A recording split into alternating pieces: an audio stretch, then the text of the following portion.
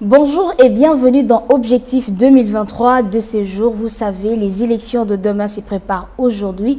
Mais que faut-il changer, modifier ou encore améliorer pour des élections crédibles, apaisées et surtout transparentes en République démocratique du Congo? Et pour ce faire, sur ces plateaux, je reçois pour vous le nouveau coordonnateur en exercice de la coalition Lamoka et président de l'ECD. Vous l'avez donc deviné, il s'agit de Martin Fayulu Madidi, à qui j'ai dit bonjour et bienvenue. Bonjour.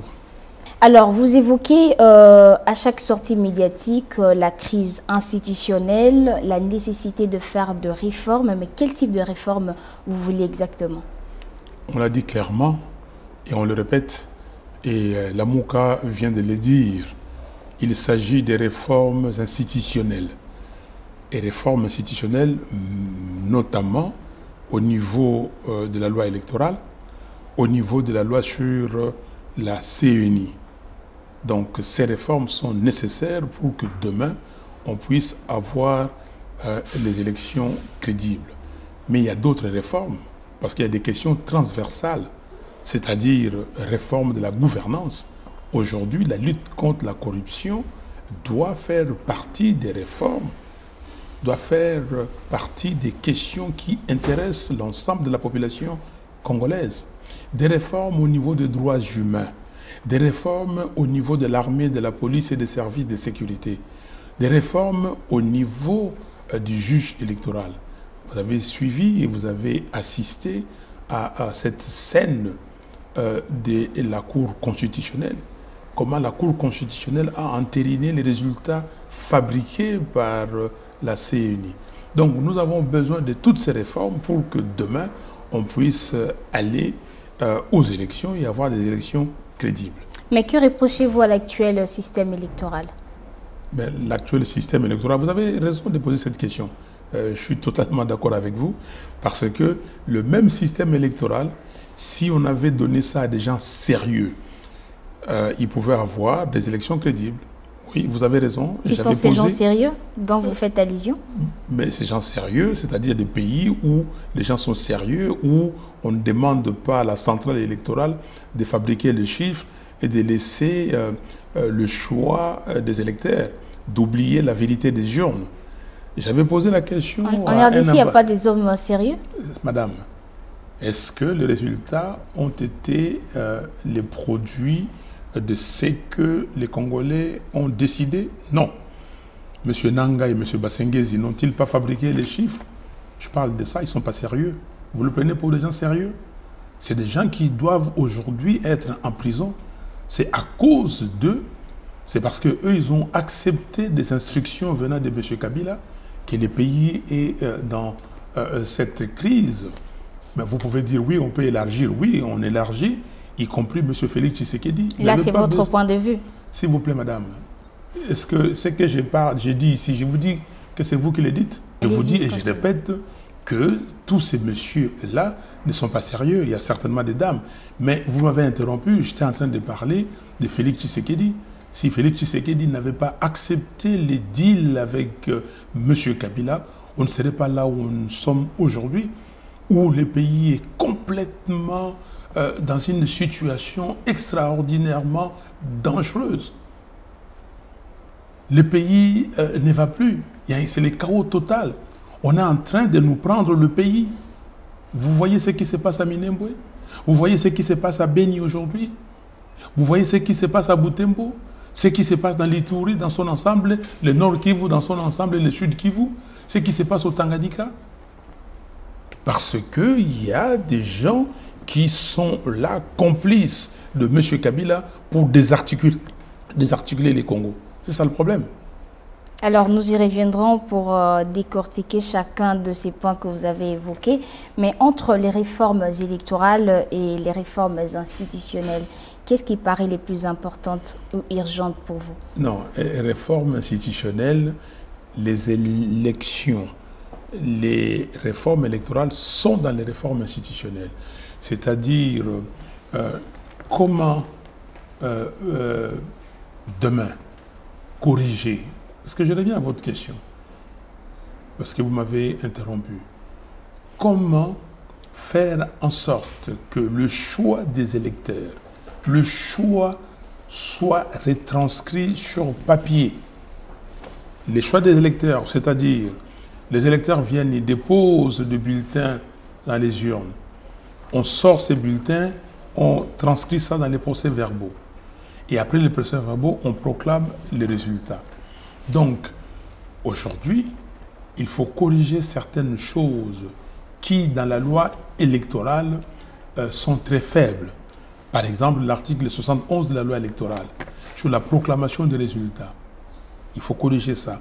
Est-ce que demain... De quelle manière? Il faut corriger, par exemple, dire très précisément les élections, le résultat doivent être produits bureau de vote par bureau de vote. Ces résultats doivent être affichés, ça c'est dit, affichés dans les bureaux, et ces résultats doivent faire l'objet de publications dans les sites de la CENI. Mais il faut que publier ça, et si on ne publie pas, il faut prévoir des sanctions. Donc très clairement, préciser certaines choses. Des sanctions à l'endroit de qui? Les sanctions à l'endroit de membres de la CENI qui n'auraient pas, comment dire, exécuté la loi correctement. Alors, quand on parle de réformes électorales, on fait aussi allusion à la loi organique de la Commission électorale nationale indépendante. Êtes-vous d'avis d'une CENI exclusivement composée de membres de la société civile ou encore équitablement répartie entre la majorité, l'opposition et la société civile? Je suis pour une CENI dont la centrale électorale totalement dépolitisée. Très clair. Mais membre de la société civile, quelle société civile? La société civile ici est aussi partisane. Ce n'est pas une société civile neutre. Il y a des sociétés civiles, des organisations qui sont pour tel ou tel autre politicien ou politicienne. Pour moi, je préfère une CENI qui doit être confiée entre les mains des personnes totalement indépendantes. On doit le choisir. Où vous trouvez ces personnes? Mais les personnes, on doit le trouver au sein de la communauté congolaise. Et vous pensez cette fois-là, ils ne seront pas, comment dirais-je, poussés par certains de leur structure, par exemple? Toujours, mais on va plus loin. Vous avez un premier cercle de ces membres qui sont, par exemple, la communauté religieuse. On peut dire, voilà, les membres de la communauté religieuse font partie du premier cercle, l'exécutif de la CENI. Et ils sont aidés par un deuxième cercle pour qu'ensemble ils constituent la plénière. Et ces membres-là sont des politiques, mais qui n'ont pas droit de vote. Ils ont une voix consultative et un droit de veto. Ils regardent, mais ils n'ont pas le droit de vote parce que l'exécutif, c'est la communauté religieuse. Et eux, comme ils ont un droit de regard, ils peuvent faire avancer les choses. Et par consensus, les choses peuvent avancer. Donc en ce moment-là, on dira que la CENI sera totalement dépolitisée? Oui, donc il n'y aura pas les membres des partis politiques qui sont dans l'exécutif. Dites-moi, pourquoi les rapporteurs de la CENI doivent être un membre d'un parti politique? Pourquoi? Il n'y a pas de raison. Pourquoi les questeurs de la CENI ou la questeur doit être membre d'un parti politique?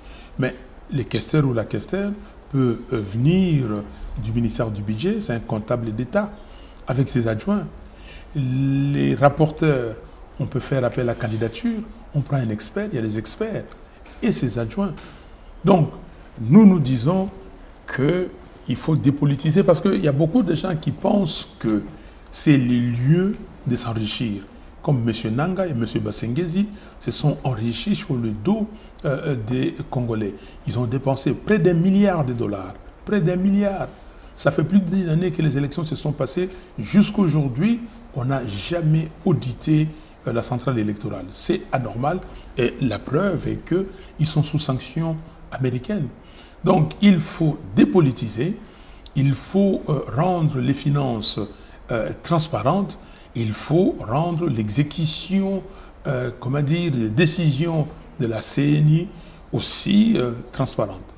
Voilà, autre chose tant réclamée pour la CENI, c'est l'audit, vous l'avez dit tantôt. L'on parle, vous l'avez aussi dit, d'1 milliard de dollars américains que la CENI aurait reçu du gouvernement pour même organiser les élections locales, municipales. Pourquoi jusque-là, il n'y a pas toujours eu audit? Votre avis? Il faut poser la question aux gens qui doivent organiser cet audit. Je demande, je réclame cet audit. Il faut qu'il y ait cet audit. On ne peut rien faire s'il n'y a pas d'audit. L'audit financier, d'abord, parce qu'il y a, comme vous le dites, près d'1 milliard qu'on a dépensé du trésor public. Mais il y a aussi l'audit opérationnel. La loi dit quoi? La loi dit qu'il y a des procès-verbaux. Après le vote, les bureaux de vote se transforment en salle de dépouillement. Et après le dépouillement, on dresse des procès-verbaux. Et ces procès-verbaux sont publiés. Et les résultats doivent être les faits des procès-verbaux. Donc, c'est la source des procès-verbaux. Et M. Nanga et M. Basengezi n'ont jamais publié les procès-verbaux. M. Nanga et M. Basengezi ont confectionné, ont fabriqué les résultats qui ont été entérinés par la Cour constitutionnelle. Et ça, je peux vous le garantir et le dire, il nous faut ça. On ne peut pas échapper. Sans quoi? Mais sans quoi, comment dire, nous continuerons à revendiquer. Nous continuons à revendiquer. Monsieur Nanga ne peut pas s'extirper comme ça et dire que bon, je m'en tire à bon compte. Non. Il doit nous dire à combien il a acheté une machine à voter. À combien? Et combien de machines il a acheté. Combien de machines ont brûlé. OK? Combien de machines ont brûlé dans les hangars ici, sur l'avenue, comment dire, comment ça s'appelle encore sur l'avenue des armées. Au commandement. Au commandement. Donc il faut qu'il nous dise combien il a acheté, qu'est-ce qu'il a acheté. Il donne un tableau comme ça avec des rubriques en des ordres de grandeur, mais qui nous doit être dans les détails. Il faut qu'on sache ça du côté de l'audit financier, de ce qu'il a fait et de ce qu'il a acheté et comment il les a achetés. Il faut qu'il nous dise la passation des marchés, c'est fait comment. Il faut qu'il nous dise. Et ça, c'est l'audit financier. Dans l'audit opérationnel, il doit nous dire, voici ce que la loi dit, voici ce que la décision ou les décisions de la CENI disent, et puis voici comment je me suis comporté. Il faut le dire. Et je suis très étonné de voir qu'il y a des gens qui se limitent à ce que Nanga a dit, à ce que la Cour constitutionnelle, même les pays étrangers, nous n'avons pas de gouvernement, nous n'avons pas d'institutions. Et c'est comme ça que je dis tout le temps que nous avons des institutions illégitimes. M. Félix Tshisekedi est non seulement illégitime, mais il est aussi illégal. Illégitime d'abord parce que il n'a pas été proclamé vainqueur parce que le peuple l'a voté. Non, ça c'est illégitime. Donc, la vérité des urnes. Deuxièmement, illégal. Illégal pourquoi? Parce que la publication des résultats par la CENI n'ont pas suivi ou n'ont pas respecté la loi électorale. Donc la vérité des urnes demeure d'actualité même 2 ans après? Mais la vérité des urnes demeurera d'actualité tant qu'il y aura des élections dans ces pays. La vérité des urnes, c'est quoi? La vérité des urnes, c'est la souveraineté du peuple congolais qui est exercée au moment du vote. La vérité des urnes, c'est l'article 5 de la Constitution. Les institutions de la République, les animateurs de ces institutions sont établis par qui? Par le peuple congolais. Pourquoi? Parce que c'est lui le souverain. Ce n'est pas M. Kabila qui est le souverain. Ce n'est pas M. Kabila à donner des instructions à qui que ce soit pour fabriquer les chiffres. Vous parlez d'1 milliard. Parce que vous pensez qu'il a donné des instructions, bien sûr, vous le savez. Quand on parle de deal, vous ne savez pas qu'il a signé un deal avec M. Tshisekedi. Il aurait signé les deals, pourquoi s'il n'avait pas donné des instructions? Vous ne savez pas que les résultats ont été fabriqués? Tout le monde le dit. Donc, pourquoi on aurait dépensé 1 milliard, près d'1 milliard de dollars, pour qu'à la fin, un individu vienne et dise que oubliez tout ce que vous avez fait, et faites ceci, faites cela, fabriquez les résultats, donnez tant à tel, tant à tel autre, ainsi de suite. Ça, c'est au niveau de la présidentielle.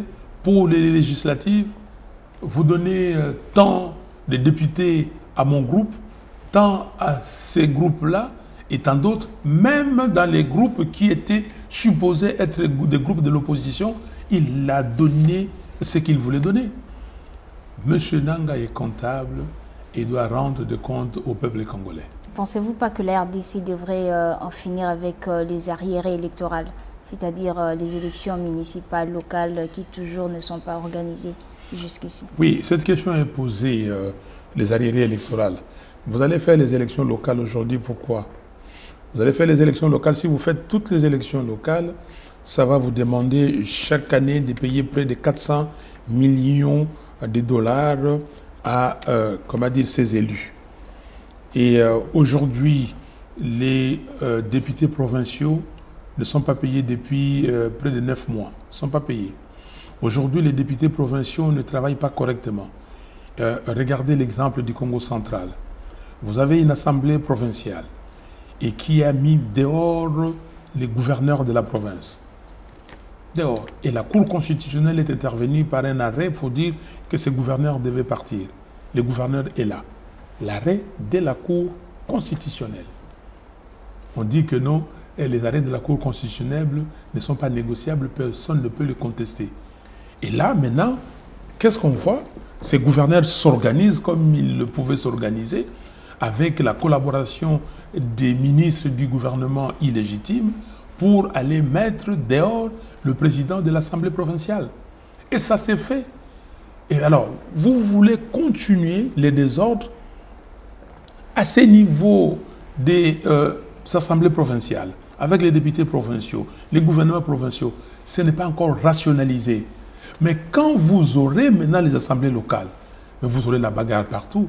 Du coup, donc, on devrait s'arrêter à ces points-là, les élections locales, on ne doit pas s'arrêter à ce point-là.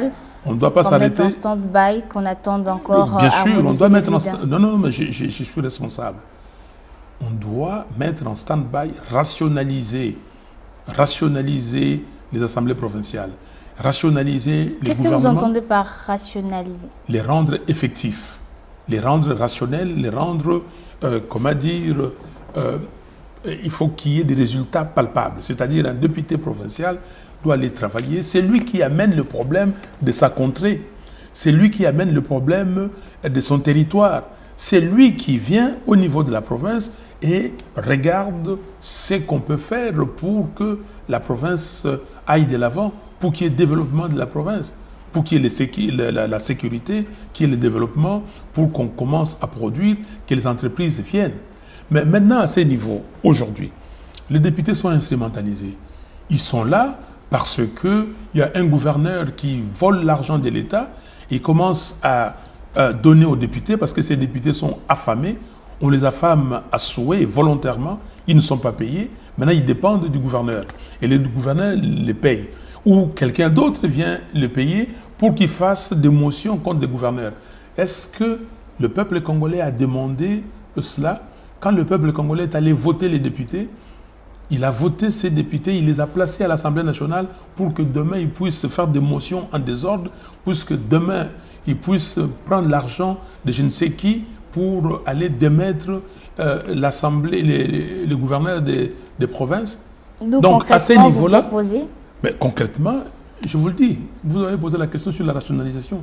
Je propose qu'il y ait des vraies assemblées provinciales et qu'il y ait des vrais gouverneurs qui sont issus, parce que c'est les votes au second degré, il y a déjà des gens, comment dire, des voix qui s'élèvent pour dire que non, même les gouverneurs doivent être élus au suffrage universel. Donc je propose concrètement de surseoir pour l'instant au vote aux élections locales, de rationaliser l'élection présidentielle.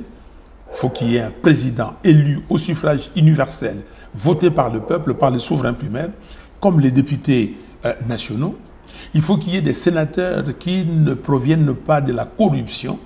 Il faut qu'il y ait des gouverneurs, des vrais gouverneurs élus, grâce à un programme présenté aux députés provinciaux, ou même, je suis partisan de ceux qui pensent même qui doivent être élus au suffrage universel. Il faut qu'il y ait des députés provinciaux qui soient comptables devant le peuple.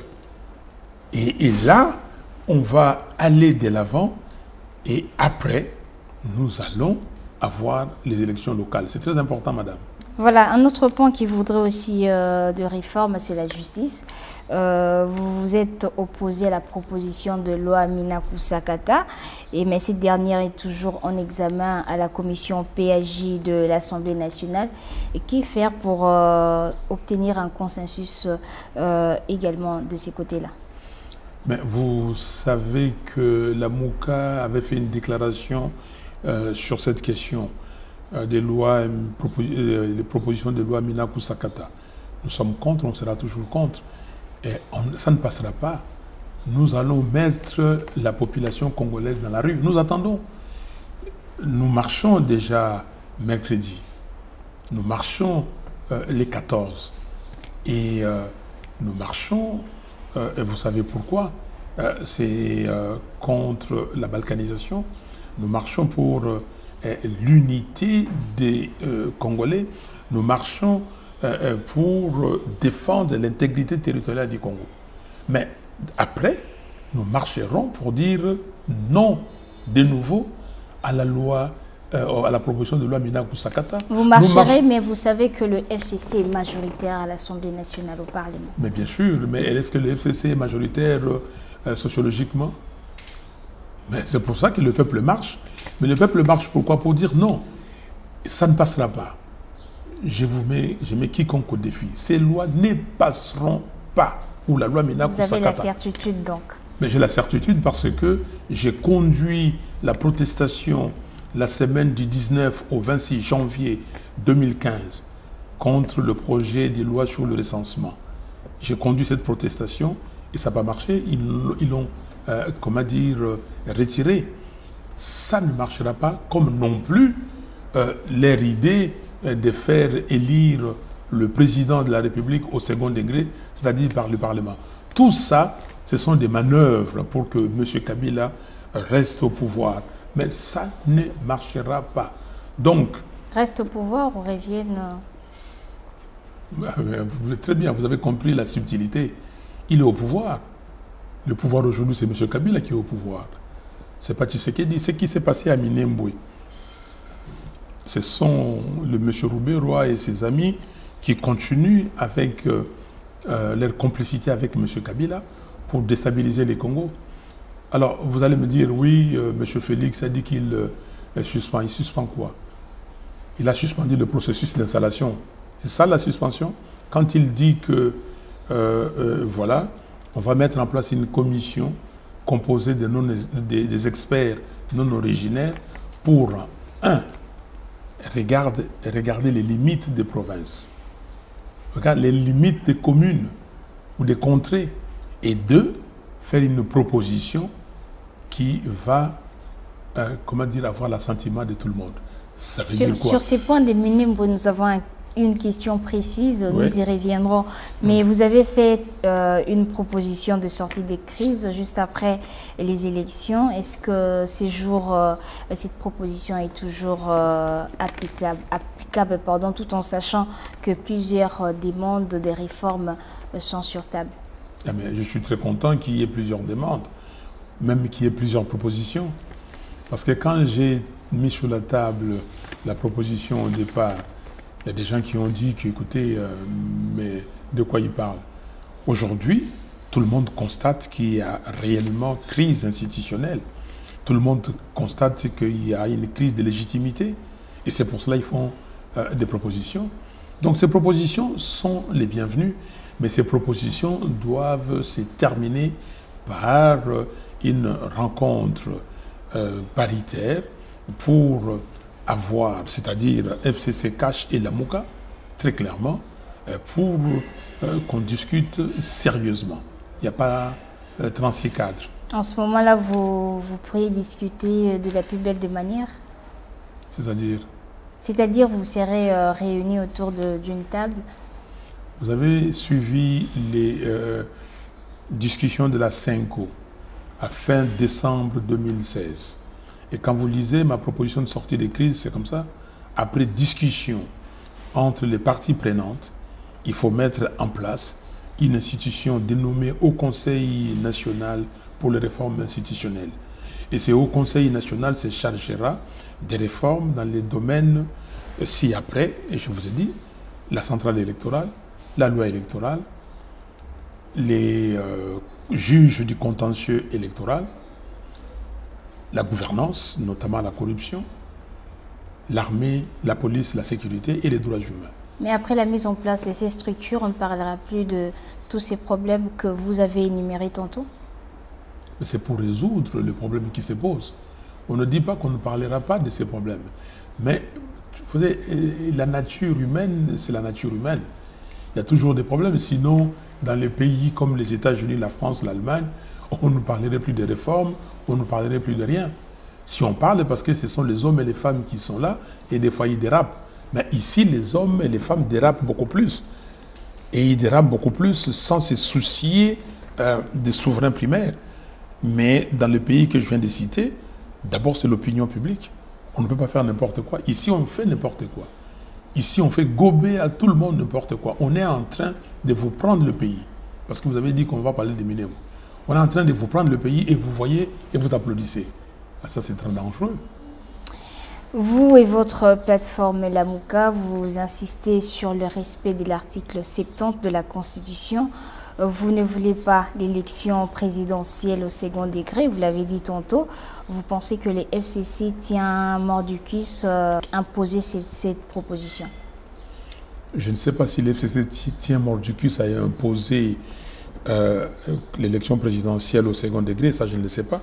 Mais je sais que les FCC a émis ses souhaits. Je sais que M. Kabila, déjà à l'époque, l'avait évoqué. Et je sais qu'il revient toujours, parce qu'il a une idée bien précise. Il veut continuer à gérer ces pays jusqu'à sa mort, mais il ne pourra pas. C'est que je peux vous le dire, il est parti physiquement là, sur le fauteuil, bien que c'est lui qui dirige, parce qu'il profite, mais ça va s'arrêter bientôt. Nous ne pouvons pas laisser le pays sombrer. Et c'est pour cela que j'ai lancé l'appel à la communauté internationale, pour dire à cette communauté-là, elle doit se rendre compte aujourd'hui à quel point elle a déstabilisé les Congos, en acceptant, en prenant acte de la fabrication des résultats par la CNI. Donc aujourd'hui, rien ne va. Et le peuple congolais, les Congos fait marche arrière. Aujourd'hui, on instrumentalise les tribalismes, on instrumentalise les régionalismes. Aujourd'hui, M. Kabila s'est donné une contrée, les Tanganyika, qui est devenue sa principauté. Aujourd'hui, il y a des gens qui exploitent les minéraux du Congo sans se sourciller. Et il y a des gens qui pensent qu'il faut que les Congos restent instables pour qu'ils fassent les affaires. Ce n'est pas normal et c'est pour cela que je demande à cette communauté internationale de se ressaisir et de dire qu'est-ce que nous pouvons faire. Qu'est-ce que nous pouvons faire? Il y a des vrais problèmes qui sont posés au Congo. Il y a d'abord la question du rapport mapping. Il y a la question des tueries. Il y a la question des exactions qui ont été commises ici entre 1993 et 2003 et qui continuent d'ailleurs. Mais au moins pour ces exactions de 1993 et 2003, il y a un rapport qui a dénombré ces exactions, qui a cité des gens. Mais il faut rendre justice. Il faut rendre justice. Il ne faut pas continuer à garder dans un tiroir, dans un bureau à New York, les rapports mapping, comme l'avait dit le prix Nobel de la paix, le docteur Mukwege. Il faut l'exhumer, il faut aller dans des procès, c'est-à-dire un tribunal. Mais vous ne pensez pas que le problème de Congolais devrait d'abord être traité ici entre Congolais et puis... Mais les problèmes des Congolais devaient être traités entre les Congolais. Qui a tué les Congolais? Les rapports mapping, vous parlez seulement des Congolais? Je ne parle pas forcément des rapports mapping. Je vais revenir. Je suis dans les rapports mapping. Exhumer les rapports mapping, créer un tribunal pénal international sur la RDC et savoir pourquoi on a tué les Congolaises et les Congolais. Pourquoi on a violé les Congolaises et les Congolais. Je dis bien les Congolaises et les Congolais. Pourquoi on a tué les enfants. Pourquoi on a enterré des femmes vivantes. Pourquoi? Donc ça, il faut le savoir. Le problème des Congolais doit être traité entre les Congolais. Bien sûr, je l'ai dit, mais des Congolais responsables. Mais ici au Congo, qui est maintenant, qui est en train de traiter ces problèmes, quand on a pris certains Congolais, on a affaibli, on a corrompu à souhait, et qui ne savent pas, ils ont perdu leur âme, ils ne sont plus rien, ils sont vidés. Et ces gens-là, ils marchent comme des papiers, hommes et femmes. Ils marchent comme des papiers. Est-ce que vous pensez que ces gens-là peuvent faire quelque chose? Des gens qui, à Minembwe, on dit, voilà, on crée une commune rurale sans base réelle. Et puis, il y a même des gens de cette contrée-là qui sont FCC, qui ne parlent pas. Vous trouvez qu'ils sont encore des gens normaux? Parce qu'ils ont peur de représailles? Parce qu'on dit que tel hier a dit quelque chose, on l'a tué, et ils ont peur d'être tués. Pourtant, vous êtes parmi les hommes normaux. Mais je me considère comme un homme normal. Je me considère comme un homme qui défend les intérêts de ce pays. Je me considère comme un homme qui respecte la constitution de son pays. Et l'article 63 de cette constitution nous donne les devoirs. Il dit que tout Congolais a les droits et les devoirs de défendre l'intégrité territoriale de son pays. Et je respecte. Et donc, par là, je suis un homme normal. Je ne suis pas quelqu'un à qui on dit, voilà, le mal que vous voyez là, il ne faut pas le dire. Alors, je serai anormal. Voilà. Voilà, ces derniers temps, on parle beaucoup de plaidoyer pour la mise en place d'une caisse spéciale pour financer les élections, les prochaines élections en République démocratique du Congo. Soutenez-vous cette idée? Écoutez, ça c'est des questions périphériques. Les élections au Congo, je le dis, et sans peur d'être contredit, doivent être financées avec la communauté internationale. On n'a pas de moyens. Aujourd'hui, on vous dit que vous avez moins de 2 semaines de réserves d'échange. Vous ne produisez absolument rien. Vous ne faites que voler l'argent dans les caisses de l'État. Que voulez-vous faire? Donc la RDC, pour l'instant, à elle seule ne pourra pas organiser les élections. Mais il faut le reconnaître. C'est pour cela, il faut le reconnaître. Est-ce que la MONUSCO, qui est là, la mission des Nations Unies pour les Congo, pour le maintien de la paix, pour la stabilisation de la RDC, est financée par qui? Par la communauté internationale. Et pourquoi la communauté internationale finance la MONUSCO? Parce qu'il y a des sérieux problèmes. Or, le problème, la solution ultime pour les Congos, c'est les institutions crédibles, les institutions légitimes et les animateurs légitimes. Et pour avoir ces animateurs des institutions légitimes, qu'est-ce qu'il faut? Il faut des élections transparentes, crédibles. Et pour avoir ces élections, il faut de l'argent. Et il faut des équipes. On a des solutions. On peut les avoir. Il faut des équipes, pas des gens comme les Nanga, les Basengezi, qui viennent et pour se faire riches aux dépens de la population et que eux obtempèrent aux décisions d'un individu. Voilà. Doit-on revenir ou refaire usage de la machine à voter en 2023? Les experts sont en train de travailler pour la machine à voter et ils vont nous dire qu'est-ce qu'ils ont pensé de la machine à voter. Il y a les évaluations qui ont été faites. Nous avons fait notre évaluation à nous et nous savons, nous dirons un mot là-dessus. On l'a utilisé comme imprimante. Oui, nous avons accepté qu'on utilise la machine à voter comme imprimante. C'est-à-dire, vous votez et vous avez le bulletin. C'est l'imprimante. La machine vous imprime le bulletin et vous allez déposer dans l'urne. Et nous avons exigé que le résultat soit les résultats venus des sorties, des urnes. C'est ça. Et c'est ça qu'on n'a pas eu. Donc, la machine à voter comme imprimante, nous l'avons eu. Mais vous savez pourquoi la machine à voter, ils ont été déçus? Parce que les camps Kabila, simplement parce que ça ne leur a pas donné les résultats escomptés. Les 10 millions de fictifs qu'ils avaient et les machines qu'ils ont prétendu avoir été brûlées, les machines qu'ils ont données à leurs partisans pour voter, utiliser les 10 millions d'effectifs, ça n'a pas marché. Donc, de votre point de vue personnel, la machine à voter devrait être utilisé ou pas? Vous vous attendez forcément le point de vue des experts? Non, non, non. Les experts vont donner l'évaluation. Nous avons fait notre propre évaluation. Et nous avons dit que la machine à voter en tant qu'imprimante, ok, pour imprimer le bulletin, on n'a pas de problème. Parce qu'on a imprimé, on a voté, on a déposé dans l'urne. Mais est-ce que M. Bassengezi et M. Nanga ont suivi les instructions, ont suivi ce dont nous nous sommes convenus, qu'on utilise les résultats provenant des procès-verbaux? Parce qu'ils ont transféré les résultats par la machine, ce qui a été refusé et ce qu'ils ont dit qu'ils ne devaient pas faire devant la SADC, devant la communauté internationale. Nous avons eu des réunions à l'hôtel du Fleuve. Ils ont dit qu'ils ne les feront pas. Vous savez pourquoi on n'a pas signé les codes de bonne conduite? Parce que dans les codes de bonne conduite, les trois, comme ils ont appelé entre guillemets, les trois grands candidats devaient s'engager sur la façon dont ils devaient se tenir. Mais nous avons exigé aussi que la CENI signe ces codes en disant qu'elle devait publier les résultats provenant seulement des bureaux officiels, 1. Et 2, qu'il devait publier des résultats selon les procès-verbaux. Mais la CENI a fui, n'est pas revenue ce soir-là pour signer parce qu'il y avait ces deux incises. Donc aujourd'hui, la machine à voter, on peut épiloguer. Donc la machine à voter en soi ne pose pas de problème?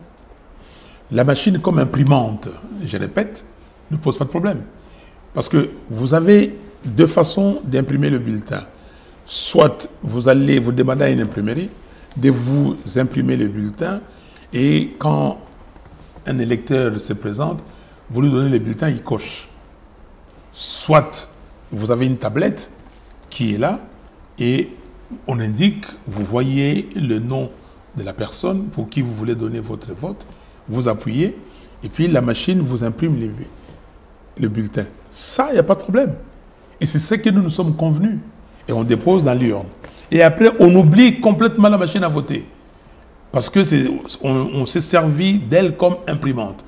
Et après, vous allez compter le bulletin un à un, dresser un procès verbal, compiler tous les résultats et publier les résultats.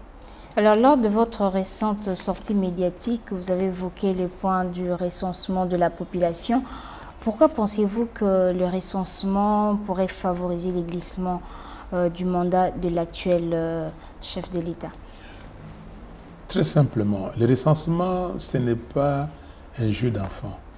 Le recensement, ce n'est pas un exercice auquel nous, Congolais, ici, nous sommes habitués. On n'a pas d'experts. Le recensement, c'est compter le nombre d'habitants dans un pays, y compris les nationaux et les étrangers, des 0 à X années. OK? Et donc, ces recensements, vous allez compter, et dans les recensements, vous aurez des catégories socio-professionnelles, les tranches d'âge, et ainsi de suite. Ce n'est pas un exercice qui peut durer 6 mois, 9 mois, 1 an, 2 ans. En France, par exemple, on fait les recensements tous les 2 ans par l'INSEE, Institut national des statistiques et des études économiques. Les Français ont les meilleurs mathématiciens et statisticiens du monde. Mais ils les font pour une population moindre que la nôtre, ils les font dans 5 ans. Et comment voulez-vous faire les recensements dans 2 ans, 3 ans, ici? Donc vous n'êtes pas d'accord avec... S'il vous plaît. Et puis, quel expert vous avez? Qui va faire les recensements? Le ministère du Plan? Ils ont des experts? Ils ont des moyens? L'Institut national de la statistique, INS? Est-ce qu'ils ont quelques experts, mais est-ce qu'ils en ont un nombre suffisant pour faire les recensements? Et vous allez compter qui aujourd'hui? Le pays est déstabilisé. Vous allez à Minembwe compter qui? Vous allez recenser qui à Minembwe? À Rutshuru, vous allez recenser qui? Je vous parle de rationalisation. Il faut d'abord un gouvernement légitime, des animateurs légitimes pour arranger la situation, mettre la sécurité dans ces pays. Parce qu'aujourd'hui, vous pouvez aller à Lubero et commencer à avoir des équipes pour recenser les gens. Vous pouvez aller dans toutes les contrées de Beni pour recenser les gens. Vous pouvez le faire. Vous pouvez aller à Nituri, à Irumu, À Mongolou? Mais recenser les gens? Le NIP a bien dit qu'il pourrait disponibiliser les fichiers généraux de la population plus tard en décembre 2022. Vous l'avez cru? Ces gens de l'ONU, je vous parler de Mongolou. Est-ce que vous avez parlé? Qu'est-ce qu'ils vont aller faire? Est-ce que vous pouvez, ils peuvent aller de Bukavu à Uvira, calmement, aller faire les recensements? Vous n'y croyez donc pas? Pardon? Vous n'y croyez donc pas? Mais madame, vous-même, vous devez le savoir.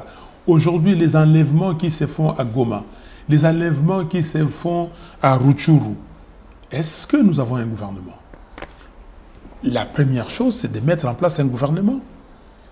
La première chose. Alors, dites-moi, pourquoi on va arrêter avec le système d'enrôlement?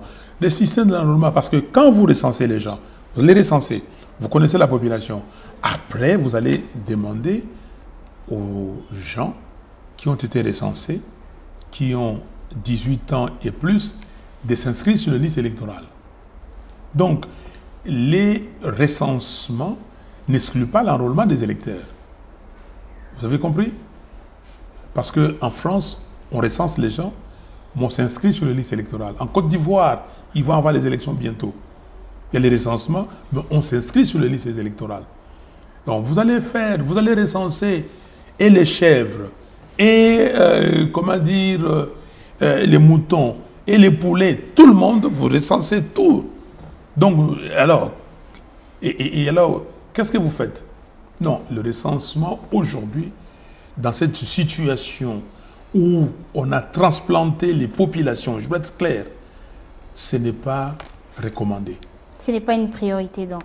Ce n'est pas recommandé. Nous avons besoin de recensement. Mais on sait qu'on doit faire, et je suis d'accord, moi je suis né en 1956, ok, à l'hôpital général de Kinshasa. Les traces sont là. Et j'ai été baptisé le 8 février 1957. Les traces sont là. Mais pourquoi un enfant qui est né aujourd'hui, on ne peut pas avoir de traces?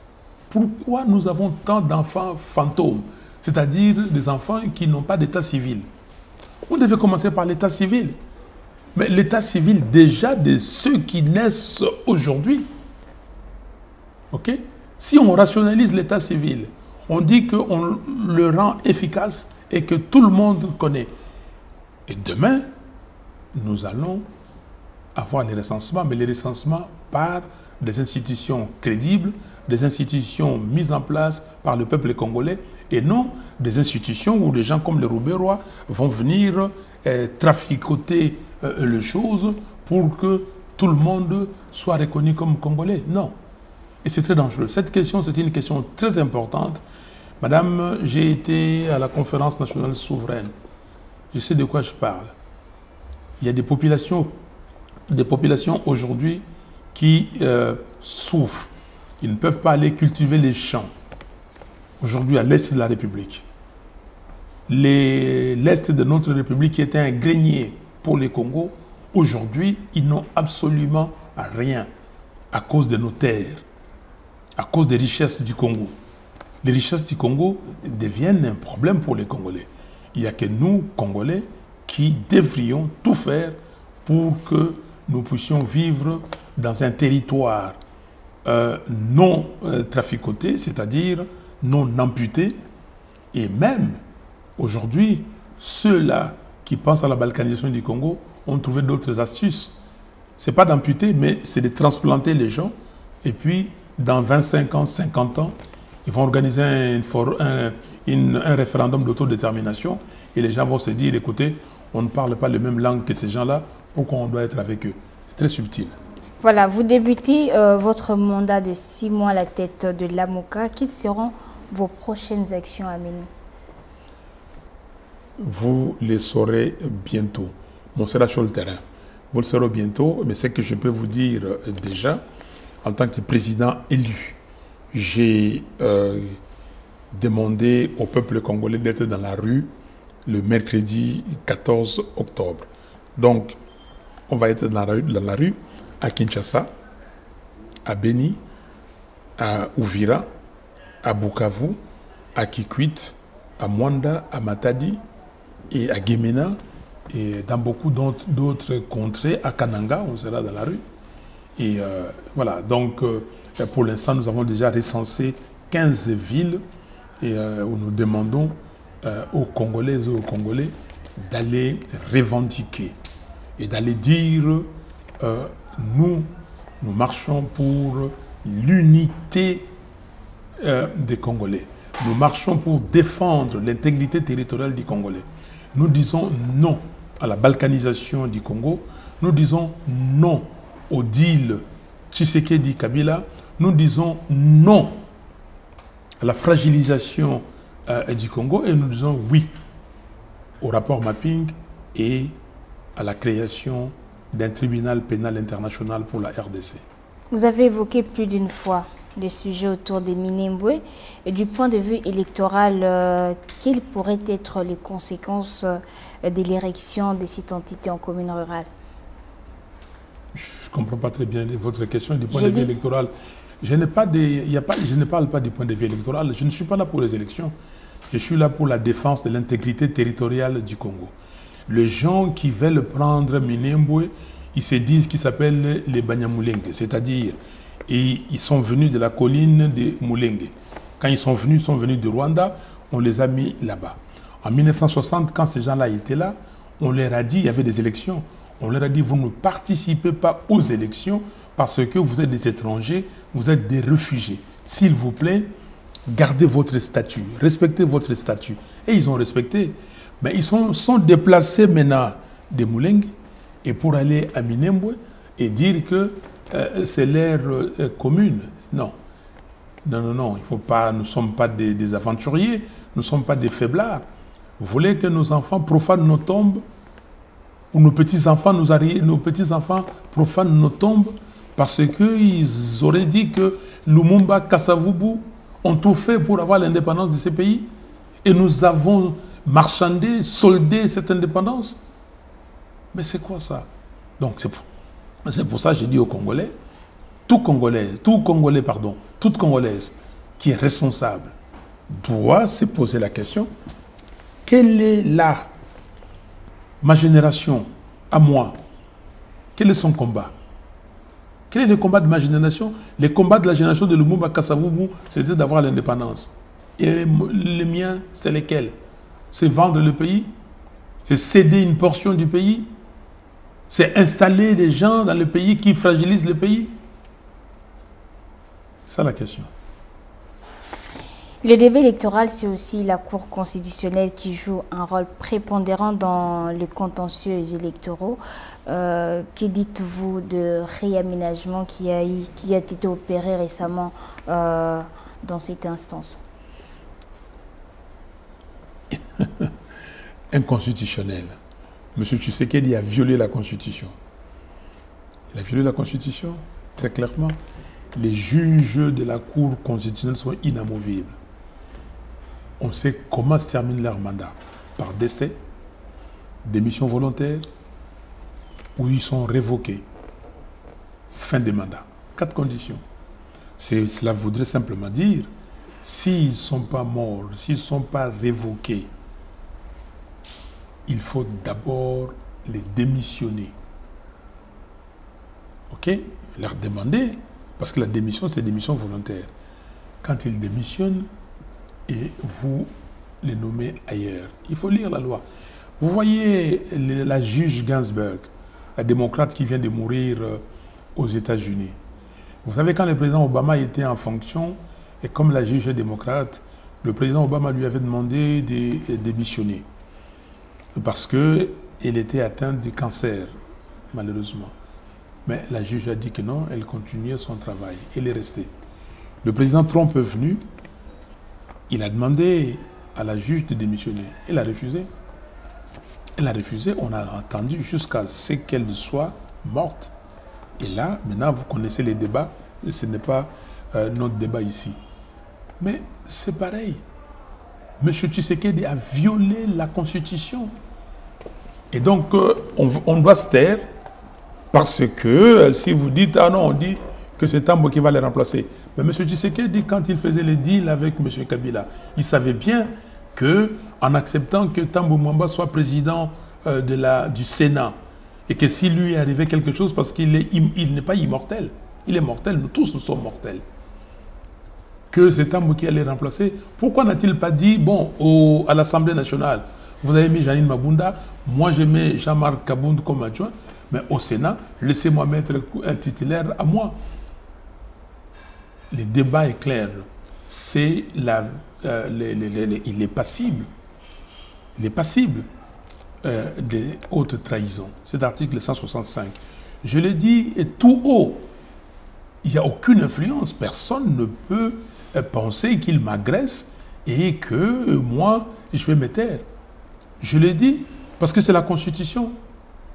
M. Tshisekedi s'est arrangé proprement avec M. Kabila pour que M. Kabila puisse avoir la CNI et que lui puisse avoir la Cour constitutionnelle. Ils font comme s'il y avait des problèmes entre eux. Effectivement, les lieutenants ne savent pas, mais eux, ils sont dans un deal. C'est un mariage. Même si j'ai qualifié ces mariages d'incestueux, c'est un mariage incestueux. Et j'ai demandé qu'il divorce si vraiment il n'est pas d'accord avec ces mariages. S'il pense qu'il devait travailler pour le peuple, il faut qu'il divorce et non de nous faire des coups bas. Et non de violer la Constitution et que les Congolais regardent, l'élite congolaise. Elle est où, cette élite? Pour dire, ah non, non, non, Fayoulou est acheté par l'FCC. Quel FCC va m'acheter? Là, donc, vous répondez aux rumeurs qui ont circulé? Mais je réponds aux gens faibles d'esprit qui ne comprennent pas exactement le rôle. Je m'adresse aux gens faibles d'esprit qui ne protègent pas la Constitution de la République. Je m'adresse aux gens qui croient que la corruption est transitive. Donc, ils croient parce qu'ils pensent que tel est corrompu, ou lui-même il est corrompu. Il dit que si moi je suis corrompu, pourquoi lui ne serait pas corrompu? Donc, rien ne peut se faire juste en respectant les textes. Je respecte les textes. Je mène le combat de la vérité des journaux, même si vous me mettez le couteau dans la gorge, vous me pointez l'arme sur la tempe. Je dirais vérité des journaux. Jusqu'à la mort. Jusqu'à la mort. Ça sera ma dernière question. Et je dirais, celui qui viole la Constitution, je dois le suivre. J'ai poursuivi, paix à son âme, l'abbé Maloumal aussi. Je dis, touche pas à mon 220, pas, pardon, d'abord avant Maloumalou, c'était Kabila. Touche pas à mon 220, pas de présidence à vie en République démocratique du Congo. Parce qu'il voulait violer la Constitution. Et Maloumalou, quand il violait la Constitution, je dis non, j'ai organisé des pétitions. Donc pour tout le monde, je le ferai. Ok, nous sommes en train de chuter, ça sera ma dernière question. Que pensez-vous du Sénat, que certains estiment que c'est une institution budgétivore qui devait être à tout prix supprimée? Écoutez, c'est une question. Au Sénégal, on a supprimé le Sénat. Une réflexion peut être menée. J'ai ma propre réflexion, mais ce n'est pas le moment. Pour l'instant, on ne poursuit pas plusieurs lièvres à la fois. Pour l'instant, je suis à la protection de l'intégrité territoriale de mon pays. Pour l'instant, je suis au niveau de l'installation des institutions crédibles, légitimes. Donc, je demande les élections anticipées. Été, on dit ici chez nous, saison sèche 2022. Il faut faire ces élections anticipées parce qu'on ne peut pas continuer à faire souffrir les Congolais. Et les coûts d'opportunité, il faut le mesurer et regarder, aller jusqu'en 2023 ou écourter. Ça coûte cher. Quelle est la solution qui coûte plus cher? Donc, nous devons le faire et nous devons être responsables. Et j'ai dit à mes compatriotes, s'il vous plaît, regardez les vraies questions. Si Monseigneur Maloula et les autres qui sont venus dans les années fin 50, début 60, ils se sont battus pour que ce pays soit là où il est, nous ne pouvons pas être des gens distraits et des gens instrumentalisés, des gens qu'on peut corrompre, même sans qu'ils le sachent, pour liquider notre pays. Il y a des gens qui parlent, des fanatiques, mais ils ne savent pas qu'ils hypothèquent leur vie, la vie de leurs enfants, la vie de leurs petits-enfants. Et il y a d'autres qui volent, qui sont aujourd'hui millionnaires, qu'est-ce que j'ai dit? Milliardaires avec l'argent du Congo. Il y a des gens qui viennent de l'étranger, ils deviennent millionnaires ici. Mais nous, nous souffrons. On n'a absolument rien parce que le système fait que nous soyons des démunis. À Mwenga, quand vous allez à Mwenga... Nous sommes en train de chuter déjà. Je termine par là. Nous allons à Mwenga, au sud Kivu, vous avez des gens, vous avez de l'or. Il y a des compagnies qui exploitent l'or, mais il n'y a pas de route, il n'y a rien. Mais ces gens-là sont riches. Vous allez à Minembwe, il y a des avions qui décollent. Il y a un trafic aérien, mais vous ne pouvez pas aller à Uvira. Je vais aller à Uvira. Les gens d'Uvira m'attendent, mais je cherche comment aller à Uvira. Comprenez? Nous sommes pratiquement arrivés à la fin d'Objectif 2023. Vous avez quelques secondes pour dire votre mot de la fin. Je n'ai pas de mot de la fin. Le mot de la fin, c'est que les Congolais doivent protéger leur pays. Les Congolais doivent être patriotes. S'ils aiment leur pays, ils ne peuvent pas laisser passer Minembwe. Nous devons tous nous dresser contre ces projets maléfiques d'érection de Minembwe en commune rurale en prenant des contrées qui sont d'autres territoires. Donc pour cela, je demande à tous les Congolais de s'associer à moi. Et je serai là moi-même à la marche.